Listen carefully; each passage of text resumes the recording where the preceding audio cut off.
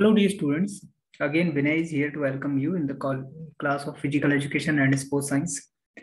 मेरे प्यारे बच्चों, in previous class we have already covered the entire paper of DSSB for male category 2018. 2018 का paper हमने solve किया था और मेरे प्यारे बच्चों इस क्लास में हम लोग 2018 का ही जो फीमेल कैटेगरी का पेपर हुआ था उसको पूरी तरह से सॉल्व करेंगे. आई होप दैट कि ये पेपर आपको बहुत कुछ सिखाने वाला है और हम क्विक क्वेश्चंस को करते जाएंगे. ठीक है, जो क्वेश्चन बहुत ज्यादा इजी है उनको बहुत ज्यादा टाइम वेस्ट हम लोग करने वाले हैं नहीं. ठीक है, तो जहां तक फर्स्ट क्वेश्चन की बात करें, विच of the following is not objective of physical education, इनमें से कौन सा जो है वो ऑब्जेक्टिव फिजिकल एजुकेशन का नहीं है. तो आप जानते हैं कि जो कॉग्निटिव है वो क्या है, हमारा ऑब्जेक्टिव है फिजिकल एजुकेशन का. ये किससे रिलेटेड है, ये आपकी क्रिटिकल थिंकिंग से रिलेटेड है.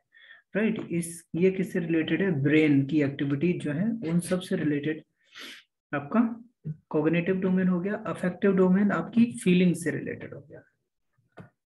ठीक है, और बाकी साइकोमोटर डोमेन आपका फिजिकल एक्टिविटीज, आप इस तरह की ये सारी की सारी एक्टिविटीज इसमें आ जाती हैं. और इंटरपर्सनल कोई भी डोमेन फिजिकल एजुकेशन में नहीं होता है.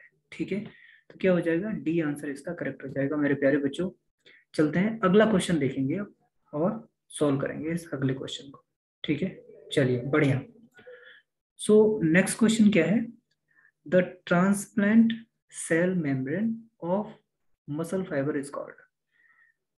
जो ट्रांसपेरेंट है cell membrane of muscle fibre है उसको हम लोग क्या बोलते हैं, हम लोग सार्कोलेमा बोलते हैं.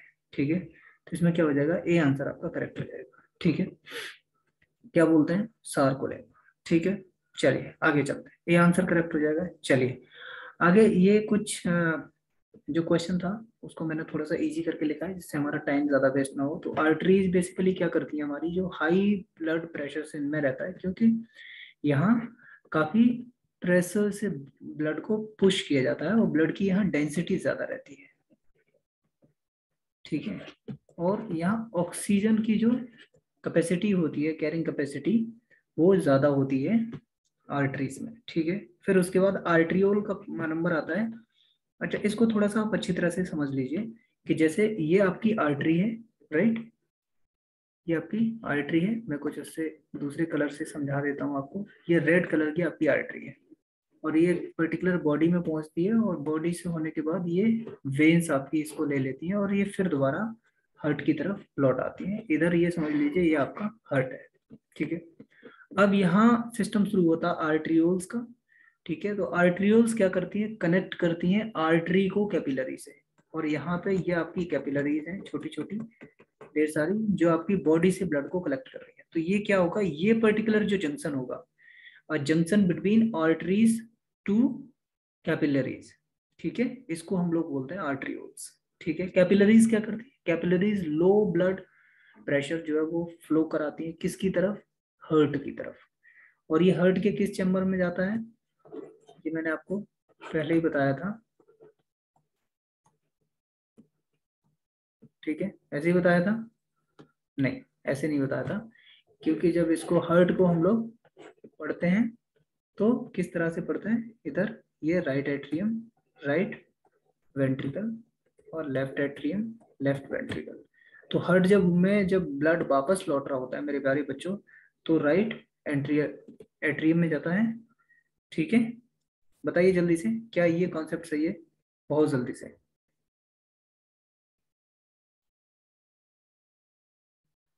चलिए ठीक है, ठीक है, तो ये किस में जाता है, सबसे पहले राइट एट्रियम चैम्बर में चला जाता है.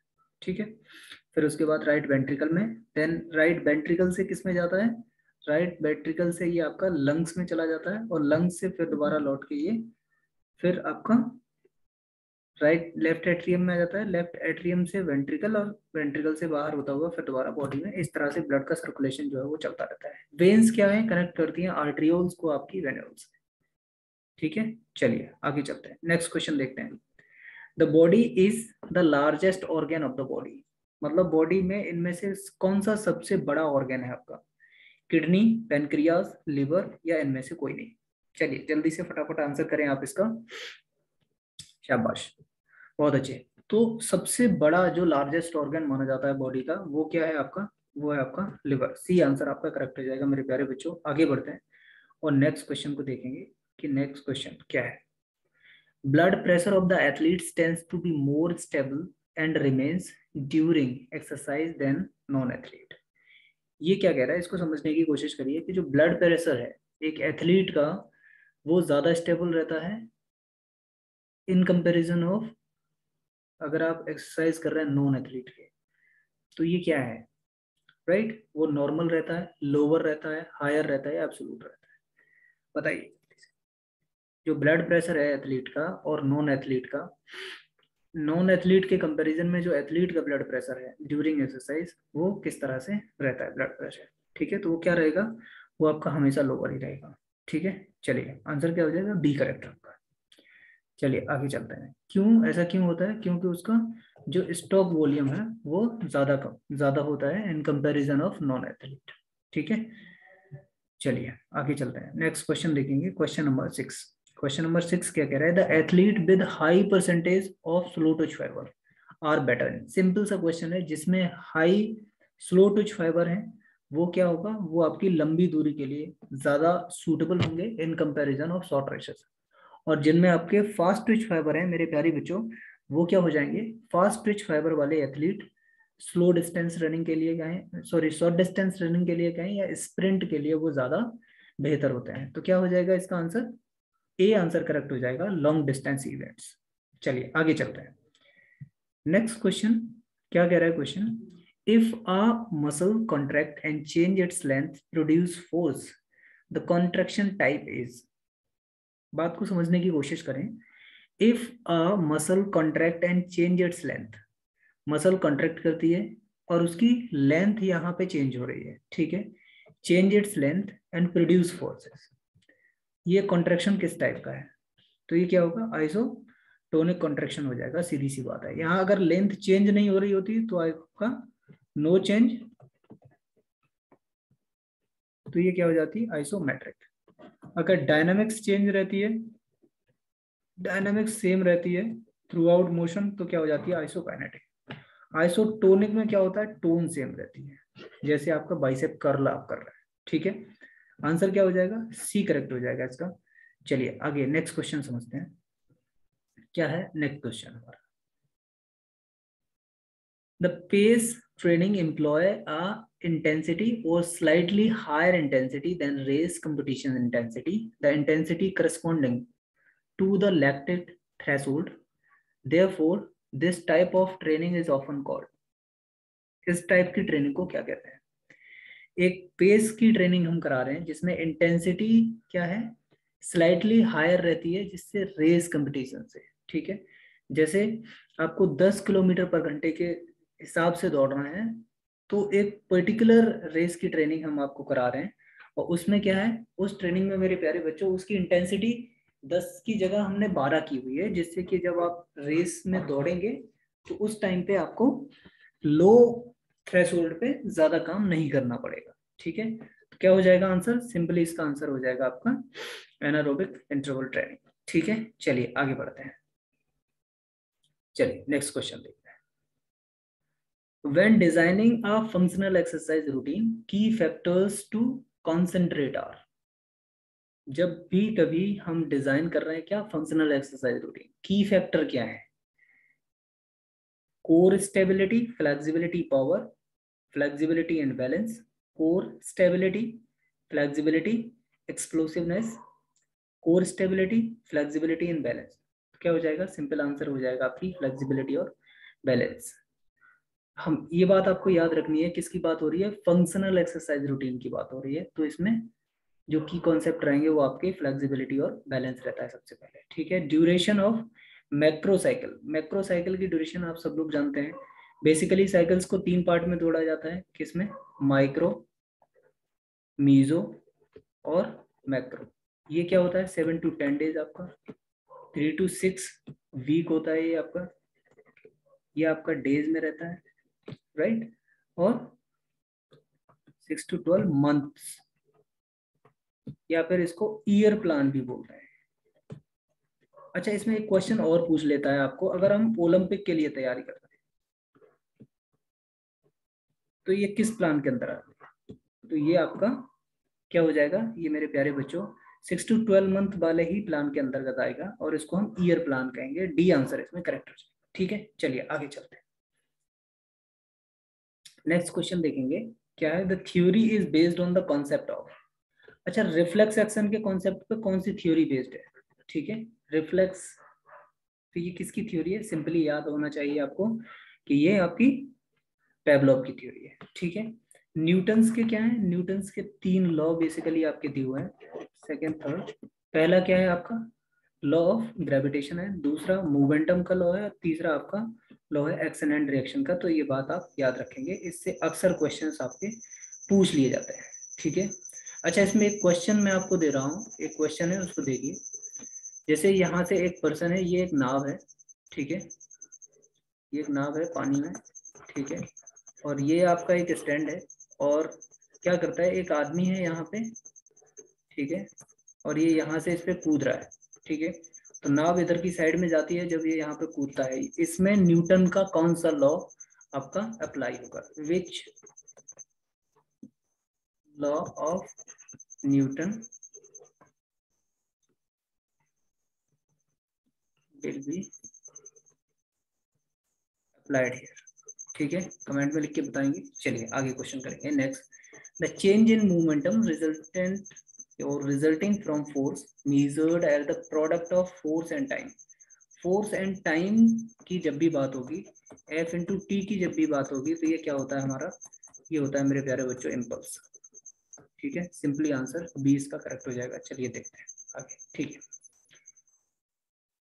नेक्स्ट क्वेश्चन देखेंगे, coordination ability can be developed through. ये बहुत ही इजी क्वेश्चन है, तो मुझे नहीं लगता कि बहुत ज्यादा इस पे काम करना चाहिए था। सिंपली एजिलिटी, एजिलिटी की बात होती है कहाँ पे, जब हम कोऑर्डिनेटिव एबिलिटी इसको डेवलप कर लेते हैं। ठीक है, आगे चलते हैं। Next, the ability to react stimulus with threshold possible time. तो ये क्या है, पॉसिबल टाइम में थ्रेशोल्ड की बात हो रही है, तो मतलब पावर हो जाएगा, सिंपल सा आंसर।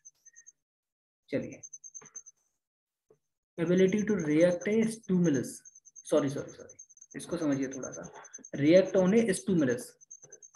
अगर यहाँ पे ऑन स्टिमुलस हटा दोगे तो ये पावर हो जाएगा। रिएक्ट अकॉर्डिंग टू स्टिमुलस की बात हो रही है, तो ये आपकी रिएक्टिव स्पीड आप कह सकते हो। अगर रिएक्टिव स्पीड ना होके इसमें मेरे प्यारे बच्चों, अगर आपको टाइम जो है, अगर यहाँ पे ऑप्शन दे देता रिएक्शन टाइम, तब भी आंसर आपका ठीक होता। तो इस बात को आप याद रखेंगे, यहाँ पे रिएक्टिव स्पीड के साथ अगर स्टिमुलस आपसे पूछ लिया तो आंसर आपका पावर नहीं होगा। ठीक है, ये आपका रिएक्टिव स्पीड आंसर हो जाएगा। ठीक है, चलिए आगे चलते हैं। नेक्स्ट क्वेश्चन देखेंगे, the ideal of body beauty was given by. Ideal of body beauty जो है वो किसने दिया था? राइट, तो ये किसका था? ये बेसिकली जिम्नास्टिक इंस्टीट्यूशंस की बात हुई थी सबसे पहले। ठीक है, गतमत ने भी इसके बारे में काफी डिस्क्राइब किया था। ठीक है, चलिए आगे चलते हैं। Aim of physical education is physical development, a wholesome development of an individual, growth and development. अब इस बात को समझने की कोशिश करें। एम की बात हो रही है, तो बेसिकली यहाँ पे क्या है, wholesome development of an individual की अगर बात हो जाए तो वहाँ पे क्या है, हमारे सारे ऑब्जेक्टिव यहाँ पूरे हो जाते हैं। इसलिए हम लोग फिजिकल डेवलपमेंट और ग्रोथ एंड डेवलपमेंट की बात यहाँ पे नहीं करेंगे, क्योंकि यहाँ पे ग्रोथ की अगर आप बात करेंगे तो ये क्या होती है, ये पर्टिकुलर टाइम के बाद रुक जाती है। ठीक है, तो ये होलसम डेवलपमेंट के एरिना को पार नहीं कर पाती। ठीक है, बी आंसर इसमें करेक्ट हो जाएगा मेरे प्यारे बच्चों। आगे चलते हैं, समझते हैं। The principles of physical training was first prescribed bye. Principle of physical training का जो कॉन्सेप्ट था वो सबसे पहले किसने दिया था? गैलन ने। डी आंसर इसका करेक्ट होगा। आगे चलेंगे। Next, physical education is the education of man means physical activity. यहाँ पे बात करी गई थी फॉर इन एंड बाई। ठीक है, और यहाँ बात किसकी करी गई है? Physical education is the education of man. ये मीन्स क्या है आपका? An by means of physical activity. यहाँ आदमी को फिजिकली फिट बनाया जा रहा है, किसके थ्रू? Physical activity. ठीक है, चलिए आगे चलते हैं। Next question, according to J F Billing, सीधी सीधी आपसे पूछ ली गई है, डेफिनेशन किसकी, प्रोवाइड किसके द्वारा कराया जाएगा, सिंपली आंसर हो जाएगा आपकी स्किल्ड लीडर्स। ठीक है, चलिए आगे चलते हैं। चलिए ये एक अच्छा क्वेश्चन है, method of training for the power. Power के लिए कौन सा मेथड ऑफ ट्रेनिंग यूज करते हैं आप लोग, प्लायोमेट्रिक्स। इजी सा क्वेश्चन है। चलिए नेक्स्ट क्वेश्चन देखेंगे, क्वेश्चन नंबर 21। क्या कह रहा है इसमें, during training the sport person if overload is imposed it result decline in performance, loss of appetite, fatigue. ये सारे के सारे all of the above answer आपका करेक्ट होगा। During training sport person if overload is imposed, बहुत ज्यादा अगर overload आप इम्पोज कर रहे हैं किसी पे तो उसको भूख भी लगना कम हो जाएगी, फटीग भी उसको बहुत ज्यादा फील होगी, फटीग होने की वजह से ही उसको कम भूख लगेगी, right. And decline in performance, और उसकी शुरुआत में जो परफॉर्मेंस है मेरे प्यारे बच्चों उसकी डिक्रीज होगी। So we have to be very careful while we are giving to a particular load. और जब भी हम ओवरलोड दे रहे हैं तो उसके रेफरेंस में हमें कितना उसको पर्टिकुलर डाइट देनी है और कितना उसको रेस्ट देना है, ये बहुत ज्यादा इंपॉर्टेंट है।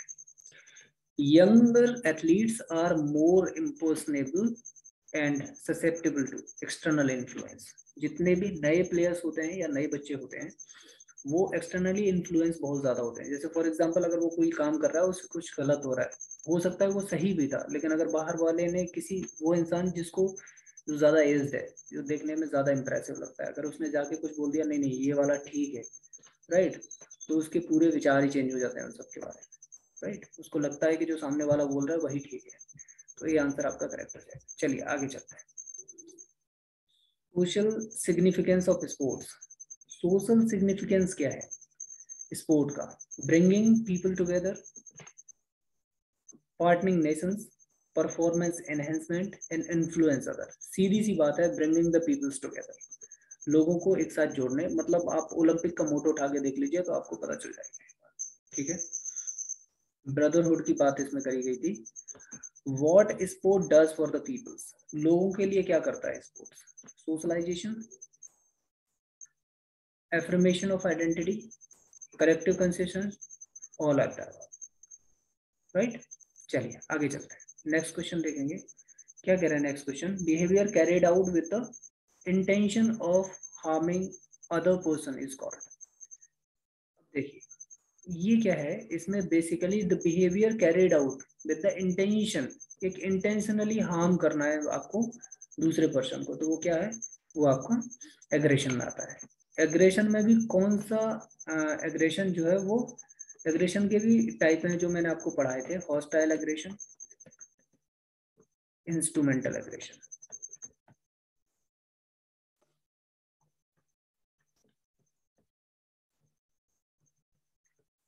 आपको मैं टास्क ये दे रहा हूं कि आपको इसमें से कमेंट बॉक्स में ये बताना है कि इनमें से कौन सा एग्रेशन जो है वो एक्सेप्टेबल है, ठीक है। चलिए आगे चलते हैं। क्वेश्चन नंबर 26 क्या कह रहा है, is a critical factor in governing to the outcome associated with youth sports. Youth sports से रिलेटेड इनमें से क्रिटिकल फैक्टर गवर्निंग का क्या है, तो वो लीडरशिप, ऑर्गेनाइजेशन, प्लेइंग, इनमें से कोई सा भी फैक्टर आपका एसोसिएटेड नहीं है टू यूथ स्पोर्ट्स, ठीक है। क्योंकि यूथ को हम लोग एक तरह से नर्स कर रहे होते हैं, बहुत ज्यादा उनको रिस्पॉन्सिबिलिटीज नहीं देते हैं ताकि उनको कोई भी प्रॉब्लम हो, ठीक है। चलिए आगे चलते हैं मेरे प्यारे बच्चों और समझते हैं अगले question. Length of myofibrils varies from, ये तो सिंपल सा क्वेश्चन है, 1 to 4 सेंटीमीटर की लेंथ जो है वो वेरी करती है मायोफाइब्रिल्स की, सिंपल सा फैक्चुअल क्वेश्चन। चलिए आगे चलते हैं। Relaxation of atria and ventricle, relaxation of atria and ventricle, इसको क्या बोलते हैं, सिस्टोलिक डायस्टोलिक, इसको डायस्टोलिक बोलते हैं, ठीक है। सिस्टोलिक क्या होता है, कॉन्ट्रैक्शन वाली कंडीशन जो होती है उसको हम लोग बोलते हैं, लो सॉरी, सिस्टोल। सिस्टोल में क्या होता है, कॉन्ट्रैक्ट होता है हार्ट और मतलब पंप आउट कर रहा होता है ब्लड को। डायस्टोल क्या है, रेस्टिंग कंडीशन होती है जिसमें हार्ट की मसल जो होती है वो रिलैक्स होती है और ब्लड वापस लौट के आ रहा होता है फिर दोबारा से हार्ट में, ठीक है। इसमें डी यहाँ पे गलती से लिख गया है, इसमें बी आंसर जो है वो आपका करेक्ट है, ठीक है। चलिए आगे चलते हैं।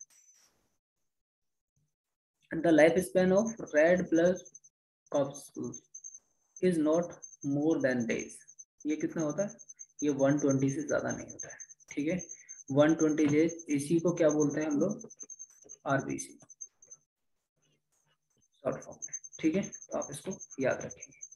अच्छा, इसमें एक क्वेश्चन और आता है, इसका एक और साइंटिफिक नेम है, वो आपको कमेंट बॉक्स में करके बताना है, ठीक है।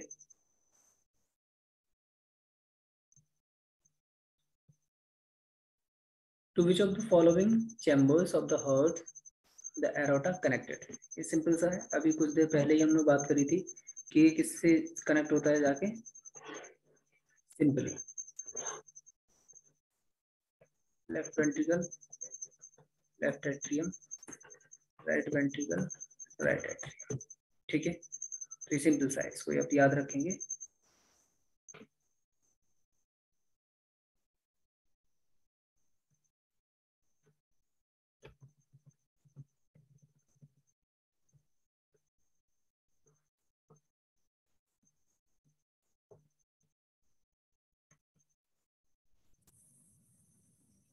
राइट, तो सीधा सीधा जो आपका हार्ट का लेफ्ट एट्रियम है, राइट। लेफ्ट एट्रियम क्या करता है? ये आपका कलेक्ट करता है ब्लड को, जैसे मैंने पहले आपको बताया था। फिर उसके बाद में वॉल्व के थ्रू इधर आता है ब्लड, फिर यहाँ से आपका किस में चला जाता है? लंग्स में, और फिर दोबारा से यहाँ लौटता है लंग्स में से राइट एट्रियम में आता है, और उसके बाद राइट वेंट्रिकल से होता हुआ ये फिर दोबारा आपका कहाँ चला जाता है? ये चला जाता है मेरे प्यारे बच्चों बॉडी में, ठीक है। तो ये सिंपली आंसर आपका हो गया। चलिए आगे चलते हैं।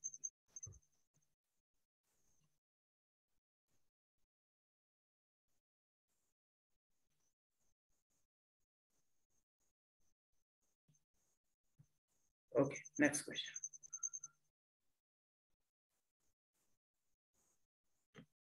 After exercise, intake is needed to replete liver muscles glycogen stores.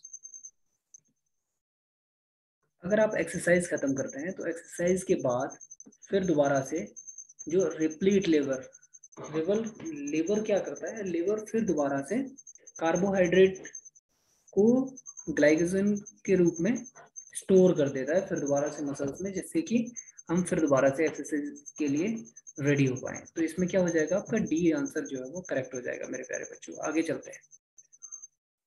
नहीं, ऑक्सीजन डेप्थ का कॉन्सेप्ट मेरे प्यारे बच्चों इससे रिलेटेड नहीं है। ऑक्सीजन डेप्थ का कॉन्सेप्ट क्या है? ऑक्सीजन जब भी हम एक्सरसाइज कर रहे होते हैं तो बहुत ज्यादा अमाउंट में हम ऑक्सीजन को कंज्यूम कर लेते हैं, और जैसे ही हम रेस्ट में आते हैं तो जो नॉर्मल ऑक्सीजन इनहेल करनी चाहिए हमें, उससे कहीं ज्यादा ऑक्सीजन को इनहेल करते हैं, उसको हम ऑक्सीजन डेप्थ बोलते हैं, ठीक है। चलिए आगे चलते हैं और समझते हैं इसको। नेक्स्ट क्वेश्चन को, Coleman Griffith in the pioneer in the sport psychology strongly proposed. उन्होंने किस बात को स्ट्रांगली प्रपोज किया था? इंट्रिंसिक मोटिवेशन को। तो कोलेमन ग्रिफ्थ की जब भी बात आती है तो इंट्रिंसिक मोटिवेशन जो है वो आपको याद आना चाहिए। और इंट्रिंसिक मोटिवेशन में क्या एक क्वेश्चन इससे और पूछता है कि इसमें किड्स के लिए या फिर चाइल्डहुड में? चाइल्डहुड में ये क्या होता है? नॉट एप्लीकेबल है। ये चाइल्डहुड में क्या है मेरे प्यारे बच्चों? ये नॉट एप्लीकेबल है, ठीक है। चलिए आगे चलते हैं।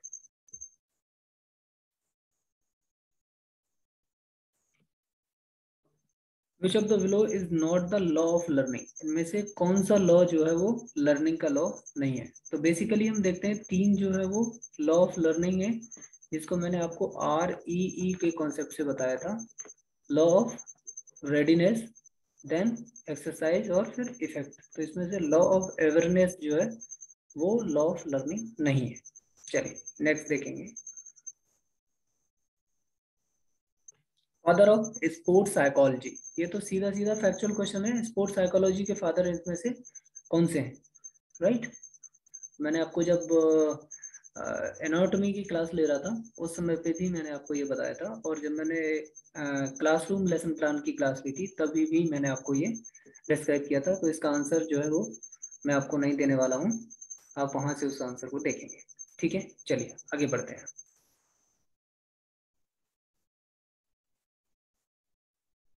Which of the following is not a component of psychological component of performance, philosophical characteristics, personality, tactics और टेक्निक।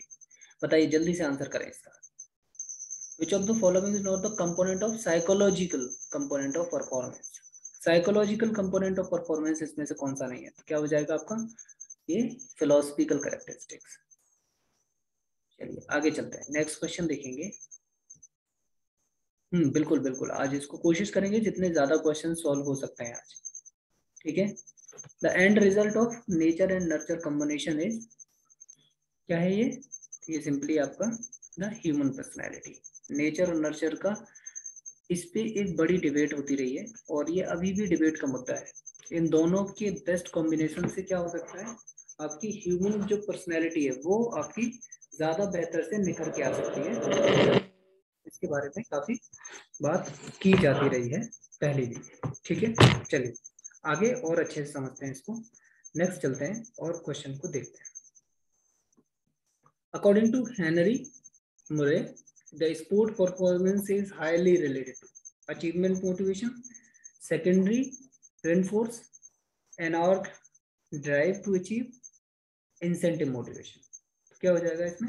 सिंपली इसका आंसर हो जाएगा इंसेंटिव मोटिवेशन, ठीक है। चलिए आगे चलते हैं। which of the following scale is to measure the achievement motivation? Achievement motivation जो है उसको मेजर करने का स्केल क्या है? Competition result, TAT type instrument, performance scale and personality scale.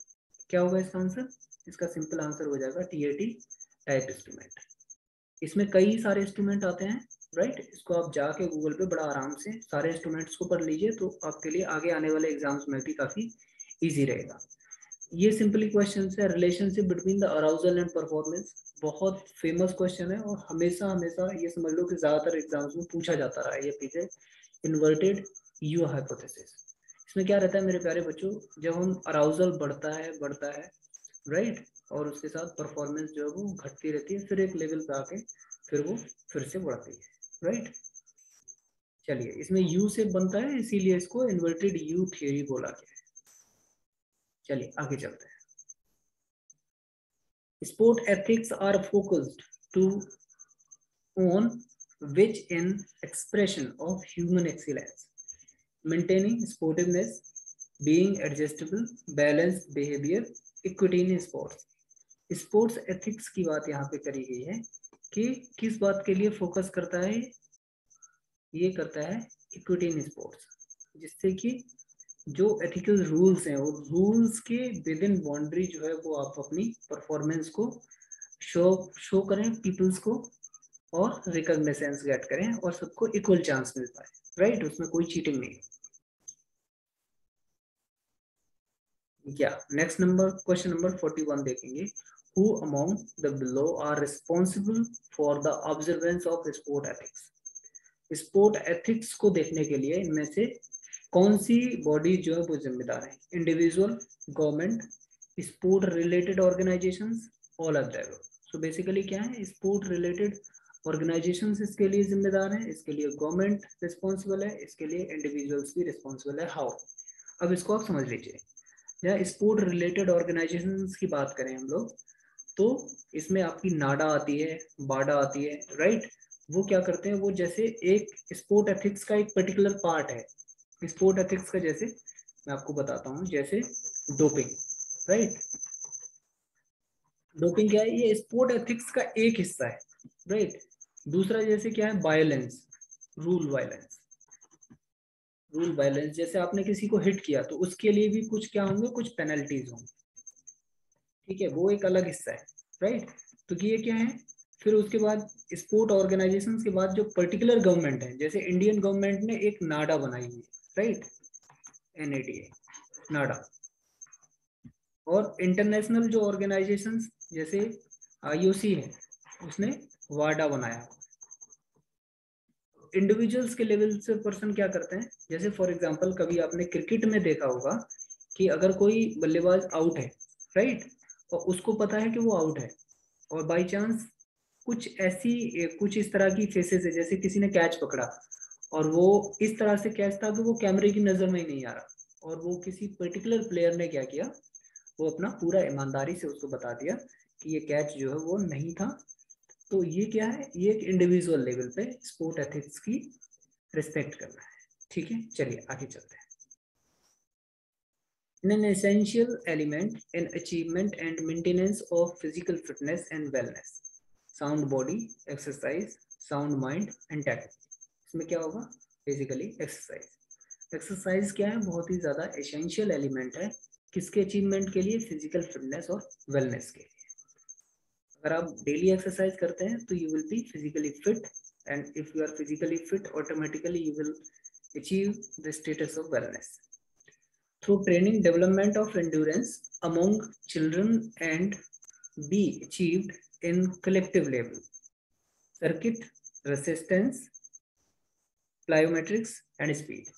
किसकी बात हो रही है, through training development of endurance की बात हो रही है। तो एंडोरेंस बेसिकली किसके थ्रू आप डेवलप करोगे, ये आप सर्किट ट्रेनिंग के थ्रू करते हैं। और सर्किट ट्रेनिंग क्या है, काफी सिग्निफिकेंट है इसके लिए, एंडोरेंस को डेवलप करने के लिए, राइट।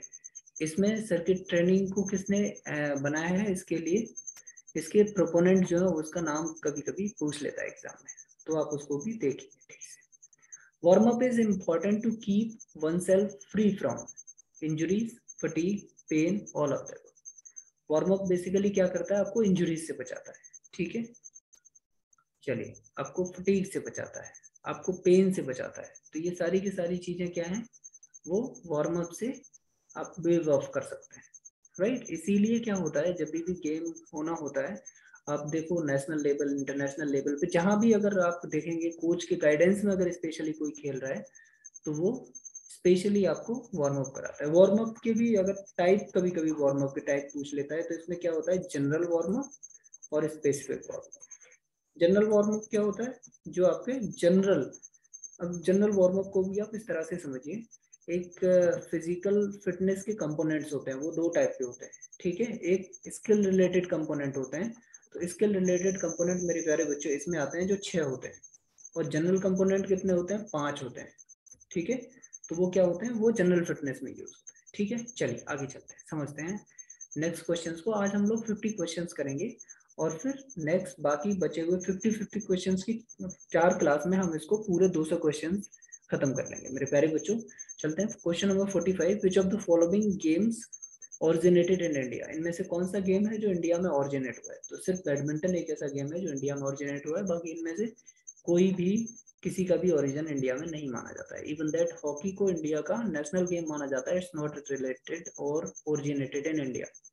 हाईएस्ट अवार्ड की बात करें स्पोर्ट्समैन ऑफ इंडिया में, तो आप देखो ये क्या है, खेल रत्न अवार्ड, जिसको राजीव गांधी अवार्ड भी बोला जाता है। इसमें बी आंसर करेक्ट है। चलिए आगे चलते हैं, ये भी फैक्चुअल क्वेश्चन है, सीधा सीधा आपका 1930 हैमिल्टन, जो कॉमनवेल्थ, इनकी फर्स्ट कॉमनवेल्थ की शुरुआत हुई थी। ठीक है, चलिए आगे चलते हैं।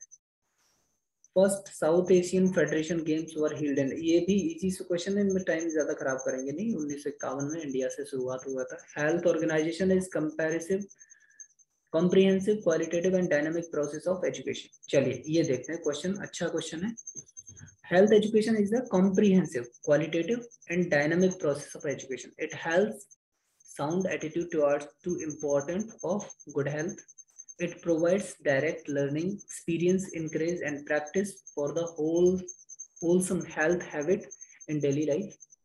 It introduces students to the basic mechanism and functioning of human body. Simply क्या हो जाएगा, डी आंसर करेक्ट हो जाएगा। इसमें सारे की सारी चीजें जो है वो आपके होलसम डेवलपमेंट की तरफ क्या करती हैं, इंटेंड करती हैं। ठीक है, चलिए आगे चलते हैं। आज का लास्ट क्वेश्चन करेंगे मेरे प्यारे बच्चों, उसके बाद हम लोग जो है नेक्स्ट बाकी बचे हुए 51 से लेके 100 तक को क्वेश्चन नेक्स्ट क्लास में करेंगे, और उसके बाद जो है वो बाकी ऐसे ही करते 3 क्लास और लेंगे, और तीनों क्लास में हम लोग इसको खत्म कर देंगे पूरी तरह से। अकॉर्डिंग टू WHO की बात करें तो technical report, health is valued in community. ये क्या है, हेल्थ को एज ए एसेट माना गया है। क्या माना गया है, एज ए एसेट माना है WHO की रिपोर्ट्स के अनुसार। तो मेरे प्यारे बच्चों ये था आज के बारे में, जितनी भी क्वेश्चंस हमने किए। आई होप दैट कि इसमें ढेर सारा आनंद आपको आया होगा, ढेर सारी नई चीजें आपने सीखी होगी। मेरे प्यारे बच्चों ढेर सारा अच्छा रिवीजन आपका हो पाया होगा। अब हम लोग मिलेंगे नेक्स्ट क्लास में, तब तक के लिए नमस्ते।